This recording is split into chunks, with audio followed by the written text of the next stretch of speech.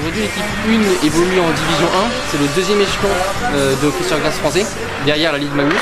On a été promu en Division 1 cette saison, après un parcours quasi sans faute l'année dernière. On est resté invaincu à domicile toute la saison. On a même connu une seule défaite toute la saison, c'était en finale. Sinon, aujourd'hui, donc, l'équipe senior est composée de 22 joueurs de plusieurs nationalités. Il y a des Français, des Tchèques, des Slovaques, des Suédois, des Canadiens bien sûr, parce que c'est le sport phare au Canada. On a fait des résultats plus que satisfaisants et très prometteurs en début de saison. On a aligné les victoires, on a occupé la tête du classement puis le podium durant la grande partie de la saison. On a même fini 3e à la mi-saison. Et là, patatras, on va dire, pour une raison qui vraiment nous échappe. On a enchaîné 9 revers consécutifs et on occupe aujourd'hui la 9e place pour être précis, à égalité avec le 8e. Il faut savoir que les 8 premiers vont en phase finale, les playoffs. Et ce samedi, contre Cholet, on rencontre le 8e, donc 8e Cholet, 9e Nantes.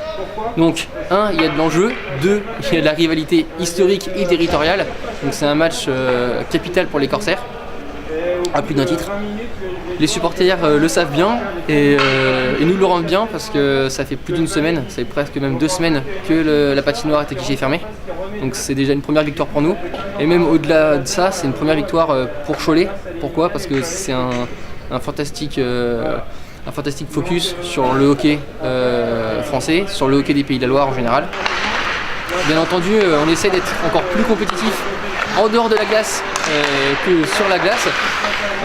Donc aujourd'hui, j'ai pris les rênes du club dans ce qui va être l'organisation des matchs, les partenariats, la gestion de la billetterie.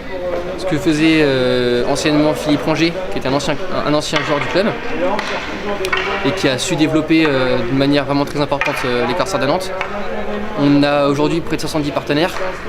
C'est un réseau de partenaires extrêmement dense, extrêmement actif. On tend à le densifier de plus en plus. C'est ce que je me tends à répéter au quotidien. On est un club amateur qui se comporte comme un club professionnel, ce qui est mieux que l'inverse.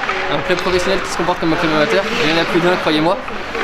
Je ne veux absolument pas jeter la pierre, je veux juste mettre en lumière le travail effectué par mes prédécesseurs et l'équipe actuelle des Corsaires. Pourquoi ? Parce que voilà, la ville de Nantes, c'est un univers impitoyable, c'est pas Dallas mais presque. Il y a 8 clubs sportifs qui sont à très très haut niveau. Donc, je ne compare même pas au FC Nantes ou au HBC Nantes, mais c'est quand même des concurrents directs. Parce que voilà, ceux qui vont au hand, ils vont pas au hockey. Ceux qui vont au hockey, ils vont pas au hand. Parfois ça cohabite, mais c'est quand même assez rare. Les entreprises, elles sont partenaires d'un sport, mais souvent pas de l'autre. Il y a là une compétition qui est aussi en dehors de la glace.